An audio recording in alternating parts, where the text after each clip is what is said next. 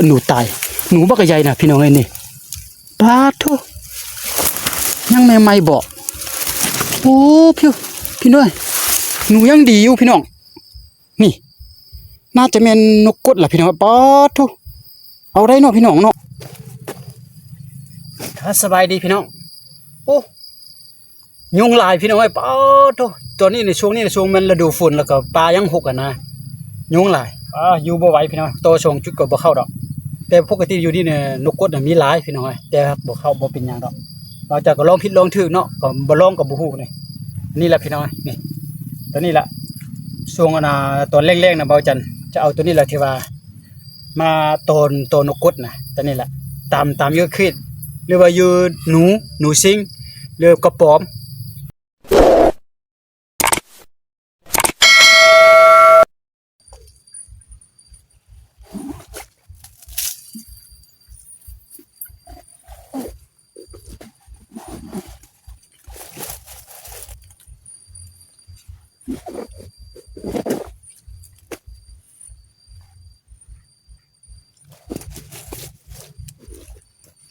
ครับทักทายสบายดีพี่น้องที่เข้ามาติดตามรับชมเมื่อนี้เนี่ยที่ว่าเบาจันมาเข้าป่ามาดักนกกดหรือนกกระปืดลองเบิ่งเอาตัวนี้มาพี่น้องนี่ครั้งแรก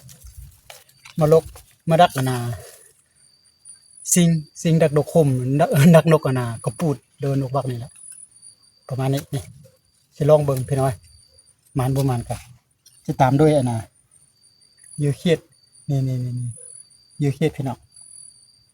เนาะทำการใส่ก่อน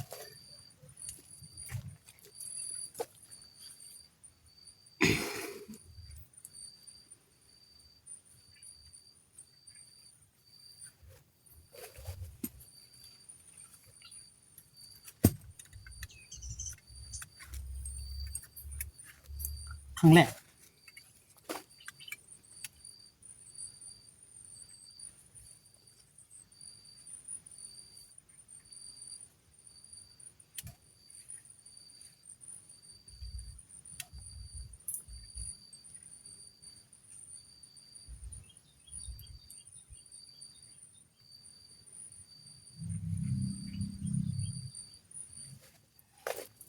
เหยื่อเขียด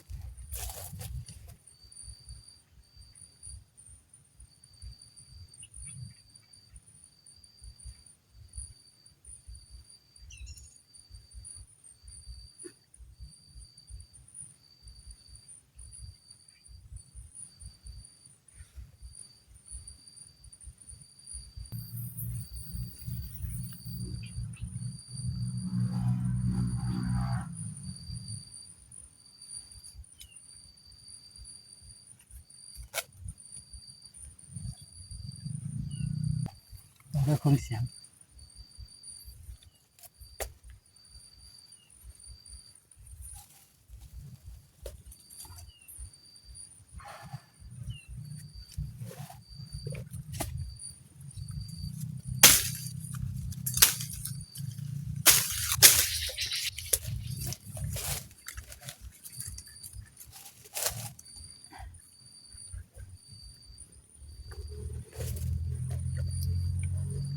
ไปมาจันเบิ่งเลยวิธีการดักลองเบิ่งเด้อบ่ฮู้ว่าบ่แม่นฤดูกาลนี่ตัวเขียดเด้อเขียดอีมั่วอาจารย์ก็ใส่อยู่นี่แหละแล้วก็เครื่องเสียงไว้อยู่นี่เอาไปลองติดตามรับชมน้ำกันอาจารย์จะเปิดเครื่องเสียงแล้วก็ตั้งกล้องไว้พี่น้องลองเบิ่งพี่น้องอาจารย์โตแล้ว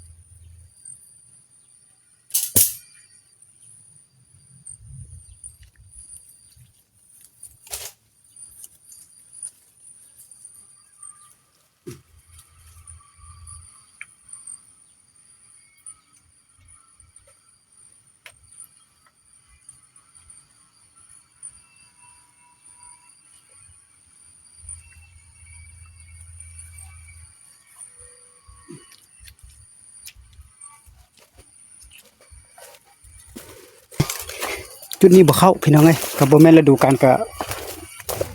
บ่แม่นเนาะพี่น้องเนาะบ่าวจันก็มาลองผิดลองถูกซื่อจะไปจุดที่2เบิ่งก่อนจุดนี้บ่มาท่านจุดที่2บ่มาแล้วก็บ่มาแล้วพี่น้องเอ้ยไปฮอดอยู่พูนก็ยังถ่ายเบิ่งพี่น้อง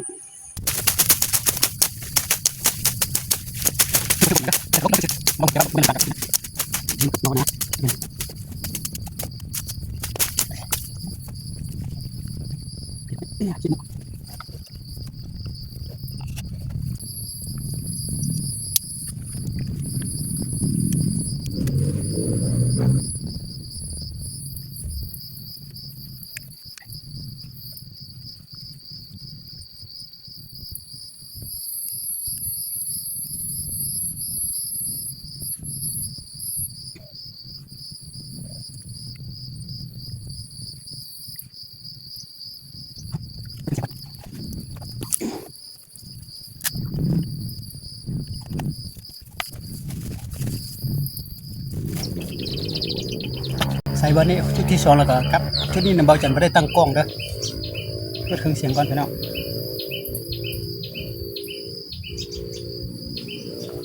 กันเลยไปพี่น้องไปเบิ่งยุงหลายโพดพี่น้องเอ้ยอยู่บ่ไหวไปเก็บซะบลันดอกจะแม่นนกโมเมนต์ฤดูกาลพี่น้องเอ้ยท่านมานได้ยินอยู่ปั๊บตัดเก็บก่อนยุงหลายโพดอยู่ในป่าบ่ได้พี่น้องเอ้ยมันน่าคอยมาไหมโอ้ตัวนี้นกกริ้งโอ้นี่ทุบบ่มาพี่น้องเอ้ยนกกดน่ะมีหลายนะแถวนี้น่ะแต่ว่าบ่มานะมันคันได้มันมาในร้านนี้เฮาได้ฮู้เลยขออนุญาตเก็บก่อนเด้อพี่น้องหนูตายหนูบักใหญ่น่ะพี่น้องเอ้ยนี่ปาโธยังใหม่ๆบอกโอ้พี่น้อยหนูยังดีอยู่พี่น้องนี่น่าจะเป็นนกกดล่ะพี่น้องปาโธเอาได้เนาะพี่น้องเนาะนี่น่าจะเป็นนกกดพี่น้องโอ้โธนกกัดนะพี่น้อยนกกัดเลยไปทิ่มอยู่นี่โอ้ยังบ่เน่าพี่น้องยังใหม่ๆอยู่ยังบ่เน่า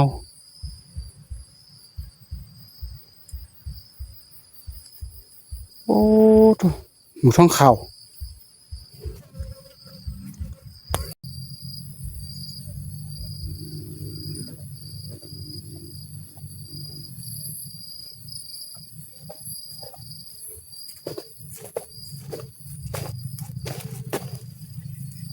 สบายดีพี่น้อง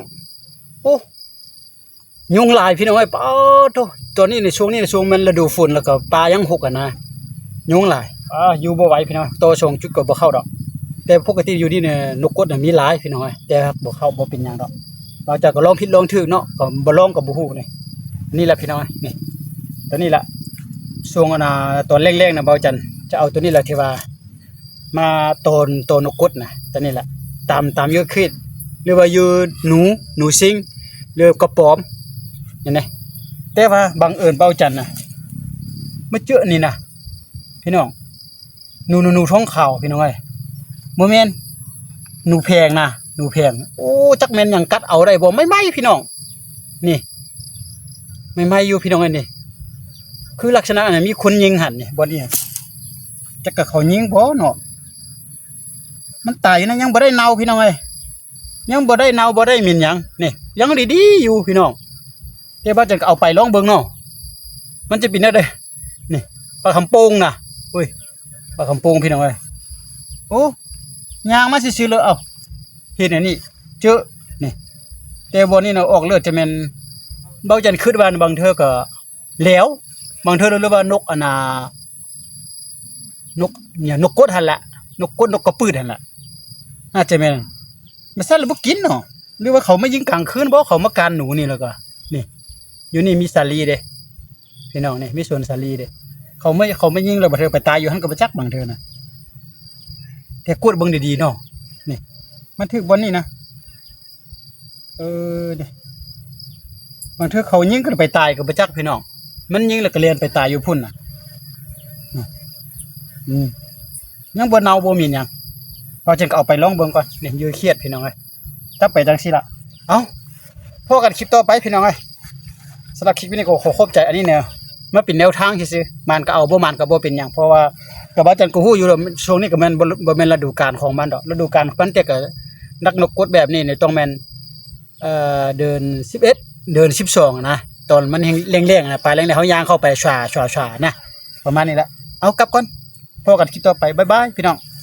แต่ตัวนี้เอาไปลองเบิ่งก่อนพี่น้องบ่จะเฮาก็บ่ฮู้พี่น้องบ่นี่เป็นสวนสลีนะนี่เป็นสวนสลีเป็นสวนข้าวโพดนะนี่เห็นบ่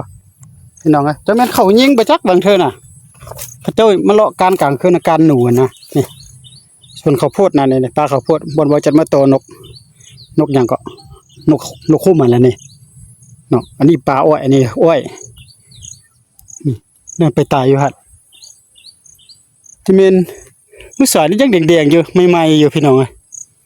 ไปประมาณนี้แหละนี่